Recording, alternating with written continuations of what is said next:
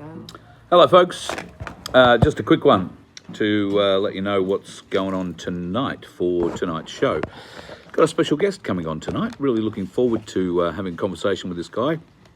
I've been watching his stuff now for a little while, and well, the fact that he looks like Vince certainly helps him get on the show. Let's put it that way.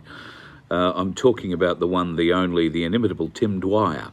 Will be joining me tonight on The Voice of Freedom from 6:30 Australian Eastern Standard Time. Daylight savings coming up soon. What a pain in the ass that's going to be. But Tim will be on tonight. Now we're going to talk a few different things. We will speak about Tim's constitutional investigations, and he spent 30 years looking at the Australian Constitution. He believes he has a solution, or in certain part, a solution in part, for some of our issues, so we're going to have a talk about that.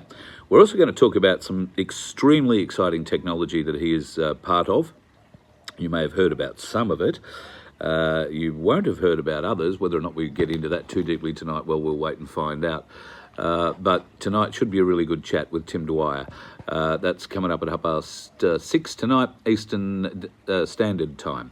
Australian Eastern Daylight. No, Daylight Time is not for another month or so yet. G'day, Andrew. Hello, Paul. Hello, Sandy, you gorgeous woman. Pegs is in the house. Who else is here? Aussie Sue. Gee, we're all getting in early. G'day, Gary, Scott. Sunflower, God love you. A bunch of wonderful folks. So just as you're joining in and piling in now, I'll just repeat what the news. Tim Dwyer is joining me tonight from 6:30. Really looking forward to having a chat with Tim. I've enjoyed watching him and his work over the last few months, and he's certainly put a heap of work into it, as has everybody in the common law movement. I don't want to give an inference that they haven't. We'll talk more about that later, but I've got a lot more to say on that constitutional argument. But we'll do that over the days and weeks ahead, because it's going to be very important to us going forward. Thank you to everybody who's been in contact with me about my back and my ribs particularly. You might be able to tell by my demeanour I'm feeling a little bit better. Yesterday was, fed up day. I had been waiting to get into a specialist chiropractor to go and let him have a look at my back, and it turns out he looked at my neck. Which did fix a few of my problems, but he also found via X-ray one of my ribs wasn't where it should have been, and that was creating a lot of issues in my back, which I thought was a back issue, but it turned out it was more a displaced rib issue than anything out of my back. So he put that back in and did some of the little clicky thing, and took a lot of X-rays. And did a very minute bit of manipulation to my neck, which has seemed to have made a world of improvement to my back, full stop. So today, I didn't quite bounce out of bed feeling like a new bloke, but I'm still very sore, and I'm now, we're 100% sure that the pain that I'm getting in my ribs and cartilage area is actually torn muscle and all that, trying to put itself back together. So thankfully, that's all gone down well. If you're good, I might share you the story of the text conversation I've been having with the Thai masseuse. Yesterday's little adventure at the chiropractor cost $250, which I really don't have to spend. She did say that she'd look after those sorts of costs if I was going off to go and get help. So I cheekily, I guess, took a photo of the invoice and sent it to her, saying, oh, well, there you go. So currently I think I'm up to a 3-hour free massage in return. I don't know, we'll see where it goes. I don't really mind. I'm not dead. I can still breathe. It's not good. I won't let anybody walk on my back again. I've learnt my lesson. Maybe she has. It's all good. But even a 3-hour massage I don't think is going to quite be the happy ending that we're all hoping for. So I'm not... I don't think I'll bother taking her up on that. It's a very generous offer. But some of the conversations today via a text translator, because her English isn't great, have been bloody hilarious. So, I might share a couple of those. Maybe not the whole text message, but I'll give you the gist of it a bit later on tonight. That'll be sometime after I chat with Tim Dwyer. Something else that's come to my attention, and you might want to go and have a bit of a look up. I'll probably speak maybe a little bit about it tonight, see how long we go with Tim, but Western Australia at the moment, there's a bit of a ruction going on. 400 traffic officers. They're the people who stand there with the stop and go signs around roadworks and all that sort of thing have been let go. That's because they are all on casual contract. Now, casual contract is something that CFMEU fought for many, many years. They said it was going to be a great thing for everybody. It's not. It's a great thing for government. And, of course, it leaves the workers on that sort of a contract with absolutely no recourse when they're let go. And you can be let go with a moment's notice. Now, I had a bit of a chat with John Wilson about that this afternoon. He's quite fired up about it, I can tell you, and lays the blame squarely at the union's feet, especially the CFMEU, who he calls criminal in their, their acquiescence to the Labor Party and their desire to achieve power through that particular arm.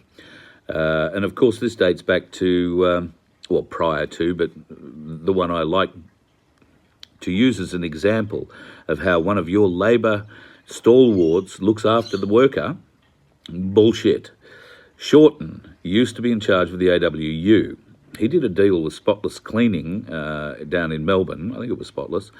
It may not have been, might have been another one, Clean Event, one of those big ones, where they required a reduction in the rates that they were being charged by their casual staff, right? And the AWU/Shorten required more members in the union. So he did a deal with this cleaning company that basically meant all the overtime rates, all the weekend and public holiday rates that cleaners would have been paid and people working at those events would have been paid were now no longer needing to be paid. In return, that company put forward, I think it was over 3,000 new member registrations for the AWU, who Shorten was in charge of at the time. I think it might have even been more than that, quite a lot more.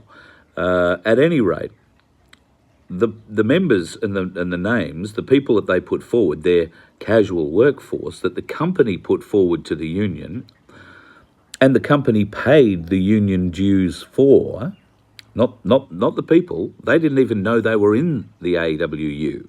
This deal was done behind closed doors, and the kicker was they lost all their overtime penalties out of it. All their penalty rates, all gone.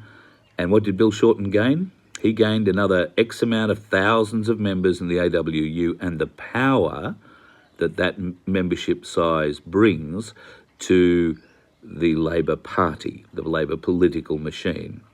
And that was in part enough to give him enough power to be nominated for a safe seat in Melbourne and begin his political career. All thanks to the unions. He's a fucking criminal, that bloke, and I can't wait to see him and the red-headed clown up on charges. Please, God, let it happen sooner rather than later.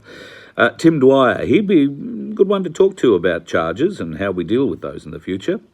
So I do hope that you'll join us tonight for 6:30, and we will be able to go and see exactly what Tim's putting forward for his constitutional argument. But I'm also very keen to expose you, maybe for the first time, to a new kind of fuel technology, and Tim's very involved in that. So we'll be talking about that tonight from 6:30 on The Voice of Freedom. Tell your friends, this is only going out on the Nun2K channel, so if you know others that watch on other channels, please share this video, let them know that that's all coming up tonight.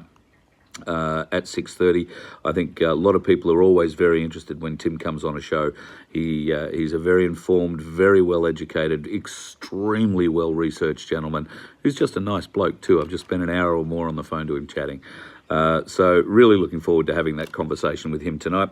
Let me have a look at what you're saying here. Use some hemp oil cream. Yeah, Sandy, I have been bathing in comfrey oil to a point where Alan, who provided me the comfrey oil, has had to send me an email saying, I can't send you any more, go easy. I've been a bit generous, I've given it all away. So I'm being a bit careful. Do you also know that comfrey, folks, is known by another name? It's known by the name of knit bone. Who knew? All these...